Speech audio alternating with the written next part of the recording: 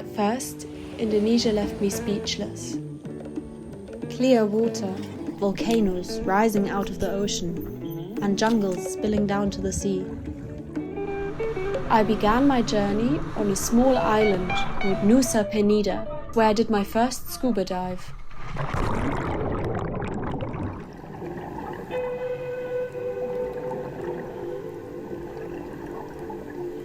Below me, the reef seemed to shift in colour as the light moved over it. But then I started noticing something else.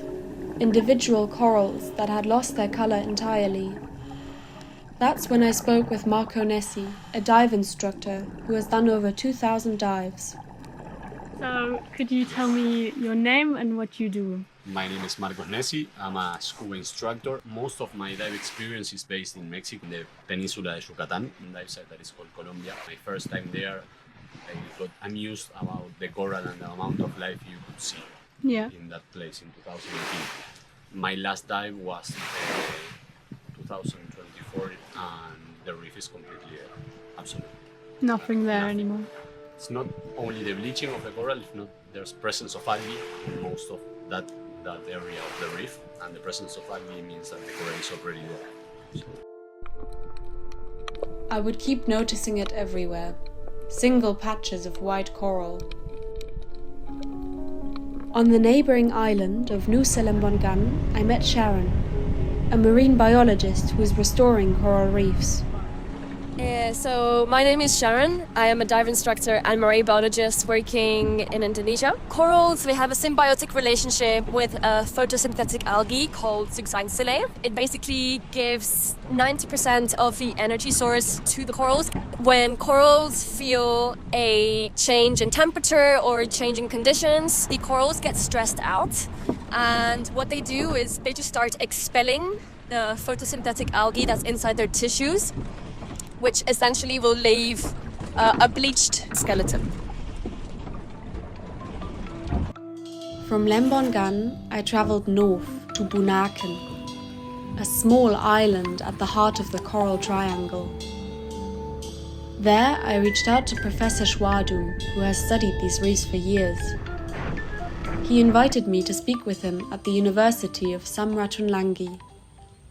Professor Schwadu explained that some areas still have 50 to 60% of healthy coral cover, but others are under pressure from pollution, fishing and warming oceans. Even here, in one of the healthiest reef systems on Earth, climate change is already visible. In Bunaken, I also met Monica, a marine biology student whose family is native to the island. She told me that awareness of climate change here is still limited. Some people might understand coral bleaching, but many don't realize how vulnerable the reefs have become. Monica also wanted to show me the best snorkeling spots to study coral, but instead we spent much of our time collecting plastic that had drifted in from the open sea. From Bunaken, I travelled east to Raja Ampat. It was one of the most beautiful places I have ever seen. Raja Ampat is one of the most biodiverse marine regions on Earth. Sharks move silently through the blue.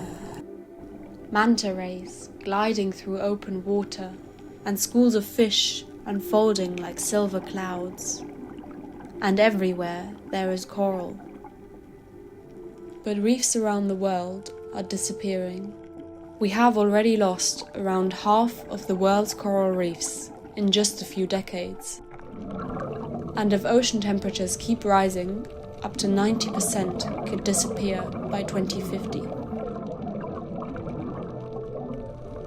While I was diving in Indonesia, I didn't just want to document what was happening. So I joined a coral restoration course. We collected fragments of coral, broken pieces that were still alive, checked them for health, and attached them to metal reef stars built by the local community. In about a year, a new reef will begin to grow here.